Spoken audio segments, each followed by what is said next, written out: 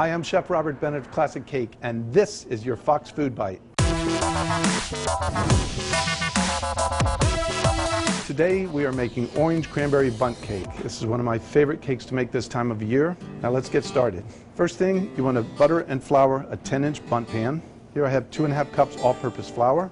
And to the flour, I'm adding 1 teaspoon baking powder, 1 teaspoon baking soda, 1 teaspoon salt, 1 teaspoon of mace. If you don't have mace, nutmeg is a perfect substitution.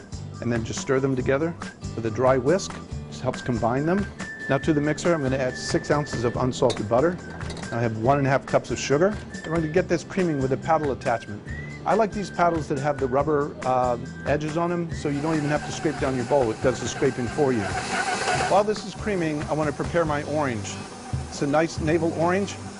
All I do is remove the stem, and I use every bit of the orange after that. I'm going to cut it open just to make sure that it is a true navel orange. There's no seeds hiding in there. Looks good. Smells good. I'm good to go. Put it into your food processor. Don't take it to a complete puree. Just a rough chop. Just like that. I'm going to add the 3 eggs one at a time. If you add them all at the same time, it gets a little sloshy. Sometimes it jumps out of the mixer and you don't get the aeration that you really should. Now that I have the creamed butter, sugar, and eggs, I'm going to add the dry ingredients and the buttermilk alternately. So when you see that in the recipe, it means to start and end with dry. So here, I take about 1/3 of the dry, mix it in there. This is 1 cup of buttermilk. I'm adding about ½ a cup. Now another 1/3 of the dry ingredients, and then the remainder.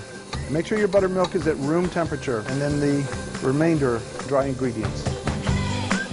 Now that this is mixed, I like to add the garnishes by hand. I'm going to add the ground orange, 1½ cups dried cranberries, and 3/4 cups of nuts of your choice. I chose pecans. You can do walnuts, you can do cashews, pistachios will be delicious. And I'm just going to fold it together. I'm just folding just until everything is incorporated. I see that it's evenly distributed.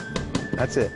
Preheat your oven to 350 Fahrenheit, 325 if you have convection. Now it's time to go in the oven. This takes about an hour or until the skewer comes out clean.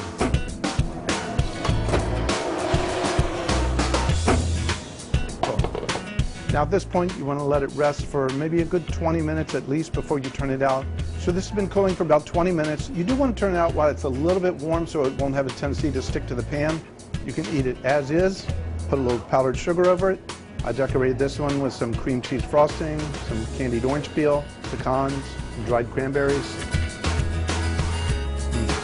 That's so perfect. I'm Chef Robert Bennett of Classic Cake, and this has been your Fox Food Bite.